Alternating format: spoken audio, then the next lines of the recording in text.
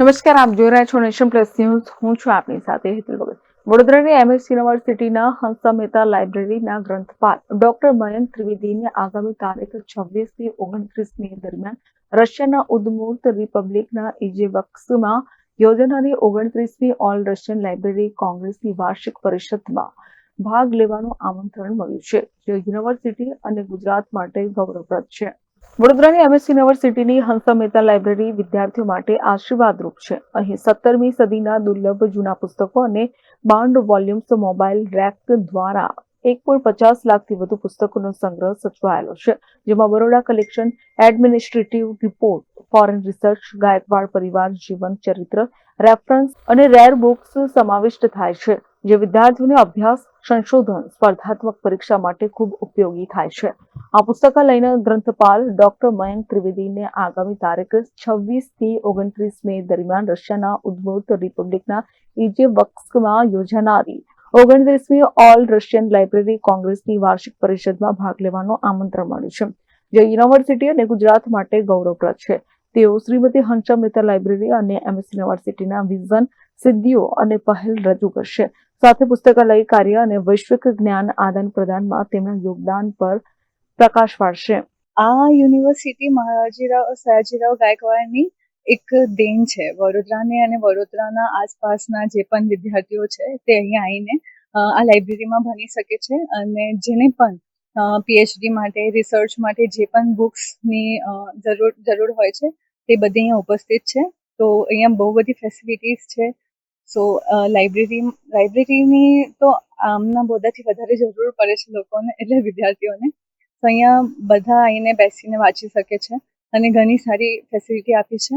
અને આ દેન છે સયાજીરાવ ગાયકવાડની, અને આની ફેસિલિટી આપણને મળતી જ રહેશે. અને હા, અહીંયા બધી જ એક્ઝામની બુક્સ તમને મળી જશે. નેટની, પીએચડી માટેની, સીએની અને બધી ગવર્મેન્ટ એક્ઝામની, બેન્કિંગ રિલેટેડ બધી જ બુકની અહીંયા બધી બુક મળશે. અને તમે ઘરે નહીં લઈ જઈ શકતા તો અહીંયા રેફરન્સમાં પણ છે, તો તમે આવીને અહીંયા વાંચી શકો છો. નમસ્તે, મારું નામ સિદ્ધાર્થ પવાર છે અને મેં મારું હિસ્ટ્રી એમએસયુમાંથી કર્યું છે. અને મેં જ્યારે મારું રિસર્ચ વર્ક કરતો હતો ત્યારે એમએસનું જે હંસા મહેતા લાઇબ્રેરી છે ત્યાંનું રેફરન્સ સેક્શન મને ઘણું કામ લાગ્યું છે. જેમ કે અમારા રિસર્ચ વર્ક માટે અમને ફિલ્ડ પર મોકલવામાં આવે છે, બુક વાંચવામાં આવે છે. તો મોસ્ટલી સૌથી પહેલાં જેસ્ટોર નામની સાઇટ હોય છે, તો ત્યાં અમને આર્ટિકલ ઓનલાઈન મળી જાય છે. બટ જ્યારે અમે રેફરન્સ સેક્શનમાં આવીએ છીએ ત્યારે અમને બુક અને ઓથેન્ટિક સોર્સિસ એ પણ એકદમ નવા, અને પ્રાઇમરી સોર્સ થઈ ગયા, સેકન્ડરી સોર્સ થઈ ગયા, બધું અમને અહીંયા મળે છે. અને બીજું કેવું કે જે મેન્યુસ્ક્રિપ્ટ જૂની થઈ ગઈ અને બીજા પણ ઘણા જૂના આર્ટિકલ્સ છે, જેમ કે 300 વર્ષ જૂના, 400 વર્ષ જૂના, તો એ આપણને અહીંયા મળી જાય છે. સપોઝ મારો ટોપિક સુરતનો હતો, મેં પોતે સુરત ઉપર રિસર્ચ કર્યું છે, તો મને જેટલી પણ બુક હતી જે બીજી બધી લાઇબ્રેરીના રેફરન્સ સેક્શનમાં નહીં મળતી હતી, એ મને અહીંયાના રેફરન્સ સેક્શનમાં મળી છે. અને આ મને જે બુક વાંચી મેં ઘણી યુઝફુલ થઈ મારા રિસર્ચ વર્ક માટે અને બીજા ઘણા વસ્તુ માટે. અને મેં પોતે હમણાં સ્ટેટ પીએચડીની તૈયારી કરું છું. તો અમારા સબ્જેક્ટ એક કલ્ચર આવે છે, અને કલ્ચર આપણે જોઈએ તો બહુ વાઇડ સબ્જેક્ટ છે. તો એના માટે આપણે જેટલી બુક વાંચીએ એટલી બુક ઓછી છે. તો મોસ્ટલી અમે લોકો રેફરન્સ સેક્શનની બુક હોય છે કલ્ચર માટે, જે પ્રાઇમરી ફોકસ ગુજરાત પર હોય છે, એ અમે વાંચતા હોઈએ છીએ અને અમને ખૂબ જ મદદગાર હોય છે. અને અહીંયા જેટલા પણ લાઇબ્રેરિયન છે, જેટલા પણ છે અહીંયા કામ કરે છે, અમને ખૂબ જ સપોર્ટિવ થાય છે અને અમને ઘણી મદદ કરે છે. આપનું નામ? મારું નામ સિદ્ધાર્થ પવાર છે. ગુજરાતે એકમાત્ર અને દેશની 3જા નંબરની સૌથી વધુ પુસ્તકોનું કલેક્શન ધરાવતી વડોદરાની શ્રીમતી હંસા મહેતા લાઇબ્રેરીમાં 17મી સદીથી લઈ આજ સુધીમાં 9 લાખથી વધુ પુસ્તકો છે. અહીંયા રિસર્ચ માટે ખૂબ ઉપયોગી એવા 13,000થી વધુ જર્નલ્સ સંગ્રહિત છે, અને તેમાં પણ 30થી વધુ ઇન્ટરનેશનલ પબ્લિશર્સના જર્નલ્સનો સંગ્રહ છે. અહીંયા સયાજીરાવ ગાયકવાડ દ્વારા અપાયેલા 25,000થી વધુ પુસ્તકો સંગ્રહિત છે, જેમાં કેટલાક પુસ્તકો ગોલ્ડન અને સિલ્વર રીમ પુસ્તકો છે. એમએસ યુનિવર્સિટી એક રેસિડેન્શિયલ યુનિવર્સિટી છે, જેમાં કેજી થી પીએચડી સુધીના તમામ પ્રકારના પ્રોગ્રામ ઓફર કરવામાં આવે છે. આ લાઇબ્રેરીના મોટા વાચક રૂમમાં 1600થી વધુ વિદ્યાર્થી એકસાથે બેસી શકે તેવી વ્યવસ્થા કરવામાં આવે છે. આ લાઇબ્રેરીને ઓક્સફોર્ડ યુનિવર્સિટી ઓફ પ્રેસે 2016માં લાઇબ્રેરી ઓફ ધ વીકનું બહુમાન પ્રાપ્ત થયેલ છે, જ્યારે ભારતની પ્રથમ 10 લાઇબ્રેરીમાં 7મું સ્થાન ધરાવતી એકમાત્ર શૈક્ષણિક લાઇબ્રેરી છે.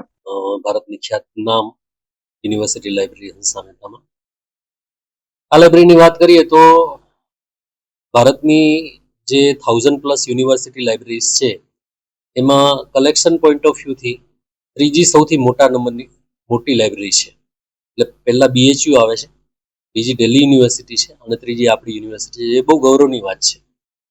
અને મહારાજા સયાજીરાવનું જે વિઝન હતું કે 1911માં એમણે જે લાઇબ્રેરી મુવમેન્ટ બરોડા પ્રિન્સલી સ્ટેટથી શરૂ કરેલી, તો જેના ફળ આજે આપણે જોઈ રહ્યા છીએ.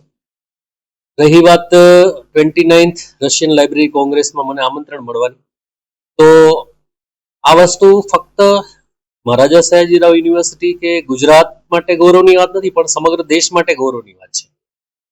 કેમ કે રશિયન લાઇબ્રેરી એસોસિએશન એ દુનિયાનું સૌથી મોટું લાઇબ્રેરી એસોસિએશન છે અને રશિયાના તમામ લાઇબ્રેરીયન ત્યાં ભેગા થશે. 26 થી 29માં ઇઝેવાસ્કમાં એનું આયોજન થયેલું છે અને મને એમાં મારી લાઇબ્રેરી અને મારી યુનિવર્સિટીની વિશેની એક પ્રેઝન્ટેશન કરવાનું છે મારે, જેમાં મોટેભાગે હું લાઇબ્રેરીની સ્ટ્રેન્થ, રિસોર્સિસ, સર્વિસીસ તેમજ યુનિવર્સિટીની સ્ટ્રેન્થ વિશે હું પ્રકાશ પાડવાની કોશિશ કરવાનો છું. આજે આપણે જોઈએ તો વાચકો લાઇબ્રેરીમાં ઘટી રહ્યા છે. હવે એના માટેના કારણો ઘણા છે, કેમ કે ડિજિટલ કન્ટેન્ટ આવી રહ્યું છે, ફક્ત ને ફક્ત ડિજિટલ કન્ટેન્ટ આવી રહ્યું છે, પ્રિન્ટ કન્ટેન્ટ આવતું નથી. વાચકો પણ મોબાઈલમાં અને લેપટોપમાં વાંચવાનું વધારે પસંદ કરી રહ્યા છે.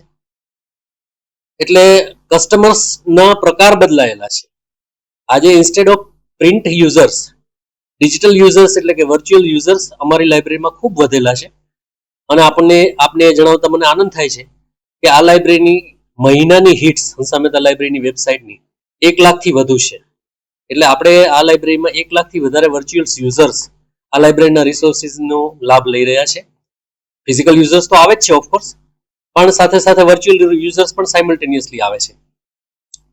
તો જે મુખ્ય વૈશ્વિક પ્રશ્ન છે કે રીડિંગ હેબિટ કેમ વધારવી વાચકોમાં, એ વસ્તુને હું ત્યાં ઉજાગર કરવાની કોશિશ કરીશ. અને આ ફક્ત ભારતનો પ્રશ્ન નથી, વિશ્વની તમામ લાઇબ્રેરીમાં આ પ્રશ્ન છે. અને બીજું 21મી આંતરરાષ્ટ્રીય યોગ દિવસ છે, તો યોગને લાઇબ્રેરી સાથે કેવી રીતે ઇન્ટિગ્રેટ કરવું આપણે, યોગ must be the part of library activities. આ પણ પોઈન્ટ હું ઉજાગર કરવા જઈ રહ્યો છું, જેથી મને ક્યાંક ને ક્યાંક એવું લાગે કે મહારાજા સયાજીરાવના વિઝનમાં અને આપણા પ્રધાનમંત્રીનું જે વિઝન છે વિકસિત ભારત 2047, એમાં હું થોડું ઘણું યોગદાન આપી શકીશ. Bureau report nation plus news Vadodara. સમાચારોના સતત અપડેટ મેળવવા માટે અમારી નેશન પ્લસ ન્યૂઝની યુટ્યુબ ચેનલને સબસ્ક્રાઇબ કરો, બેલ આઇકન દબાવો અને જોડાયેલા રહો ફેસબુક, ઇન્સ્ટાગ્રામ અને ટ્વિટર પર.